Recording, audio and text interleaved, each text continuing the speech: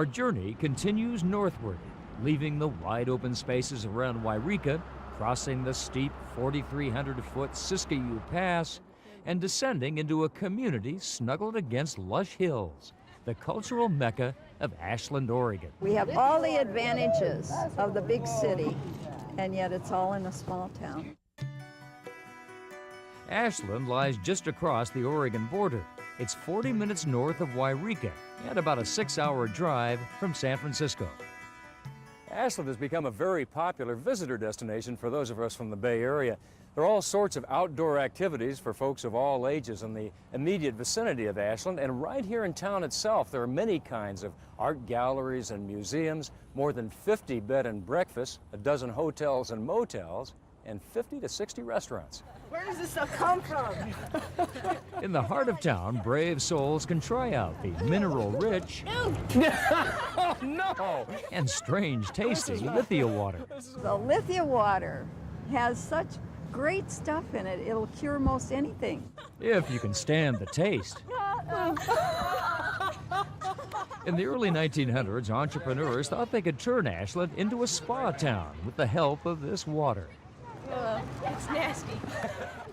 Lithia didn't prove too much of a draw, but something much more palatable did put Ashland squarely on the map. It was upon this fashion bequeathed me but poor 1,000 crowns, and that's about all you need to do to fill this space.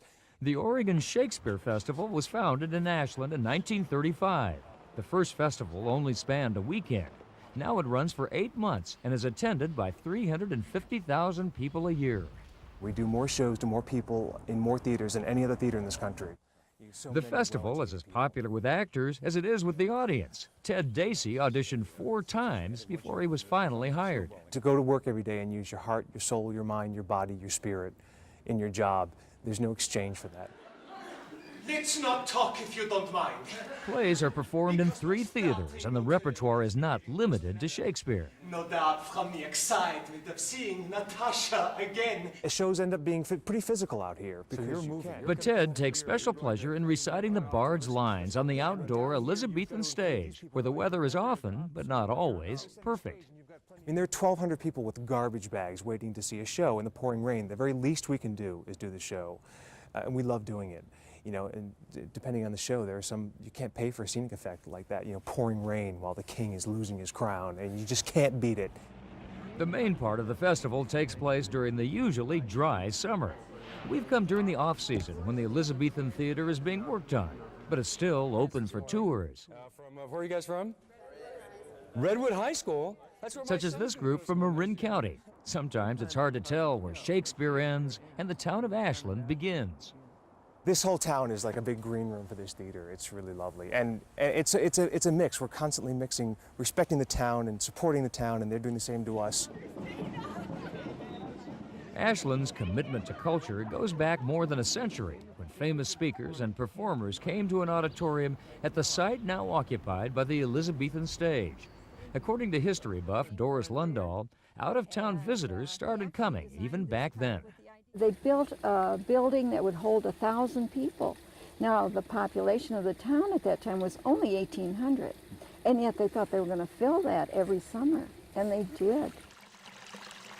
Today, Ashland may feel strangely familiar to visitors from the Bay Area. The beautiful park in the middle of town was designed by John McLaren, the legendary superintendent of San Francisco's Golden Gate Park. He brought his version of the Japanese garden from San Francisco to Ashland and shared it with us. We in turn can share it with you. Noah Haig owns a whitewater rafting company. He says visitors initially come here for the Shakespeare Festival. When they get here, they find that they don't have enough time, so they have to come back and do this and do that and go here and go there, because there's a lot to see and do. By the way, Noah says Ashland is the heart of what would have been the state of Jefferson. Doris, you're actually a relatively recent immigrant to the state of Jefferson. You came from Southern California. Yeah. You've accepted her, though. The majority of the people in the state of Jefferson come from Southern California. I think that's true. I really think Or it the is. Bay Area. And people like Doris and Noah typify the spirit of Ashlanders, which also seems to be the spirit of most Jeffersonians. The people here have a real outgoing love of life, and it will show in their lawns and gardens. It'll show in the painting of their house. It'll show in their what they do in their artistic world. It'll show what they do and what they drive and how they live their lives. But it's a state of mind.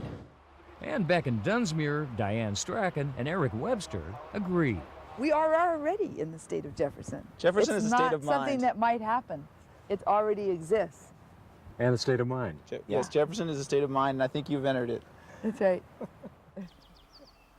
And so we have.